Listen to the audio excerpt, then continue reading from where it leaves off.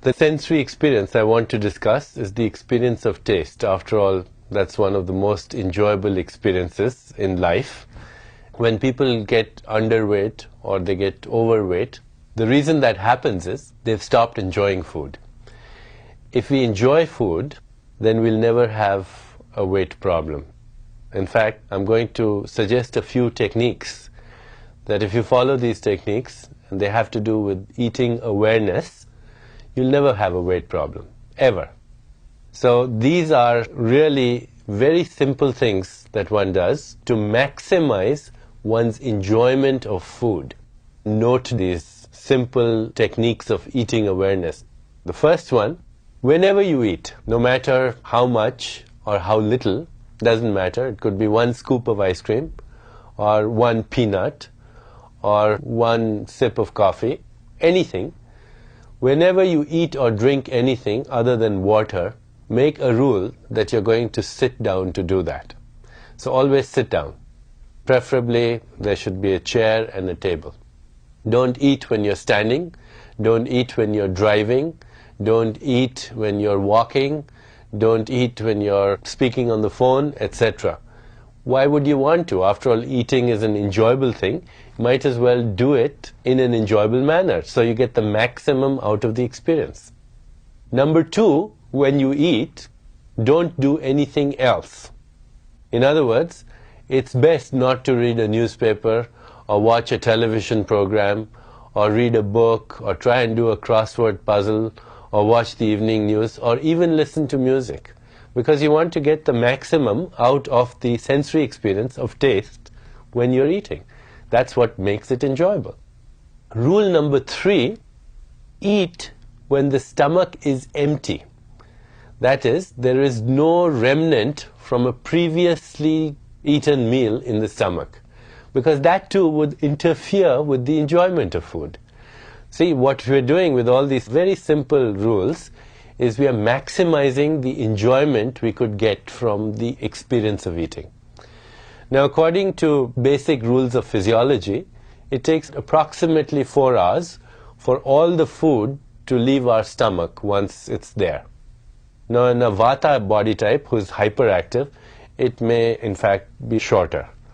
Or for a Kapha body type, it may be longer. The food must just sit there for 4 to 6 hours. Generally speaking though, all we do is place our hand over our stomach or our abdomen and we can know whether there's food there or not, just by feeling the sensations of the body. And if there's no food, then it's all right to eat. But if there's still food from a previously digested meal, then we wait for the appropriate time to occur.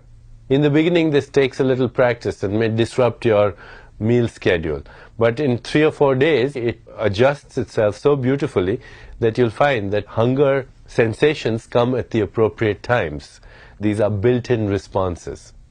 Rule number 4, do not put food in the mouth till the previous bite has gone into the stomach. It's such a simple thing to say, but go to a restaurant next time and you'll see that people violate this rule all the time. You can see all the mush in their mouth as they speak and eat at the same time.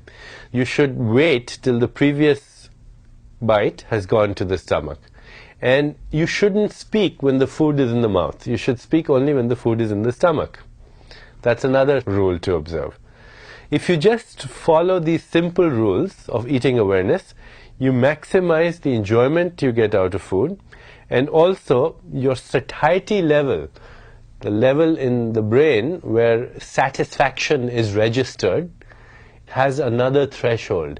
Most people who have weight problems, they seek more intense stimulation from food simply because they do it unconsciously. They're dumping food into their stomach as if it was a garbage can.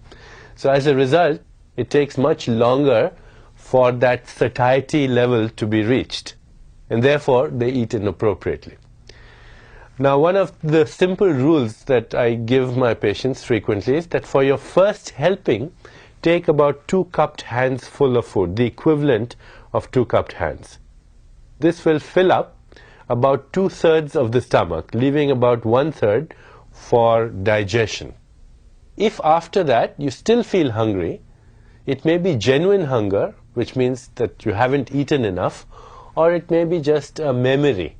If it's just a memory and force of habit, all you have to do is wait for 5 minutes before you take a second helping. Frequently, those satiety levels will reach a certain critical threshold, and if you just wait for 5 minutes, the hunger will dissipate. You're not fighting the hunger, you're not manipulating it, all you're doing is waiting 5 minutes for the second helping. That's all. You should get in touch with the experience of comfort and discomfort in the area of the stomach. And at the point of comfort, you stop. If you go beyond the point of comfort, then obviously you're violating a simple rule of eating awareness. Why would you want to? It disrupts the feeling of energy. If you practice eating awareness even for 1 week, you will feel so much energy coming into you from the experience of eating that spontaneously you will want to follow these rules afterwards. Because the experience of energy gets a bit addictive. You get used to feeling so good, so energetic, that you don't want to violate it. You go to the range of discomfort in the stomach. First, there is a slight discomfort, then you feel tired, then you feel sleepy, and if you really violate it, then you feel quite sick.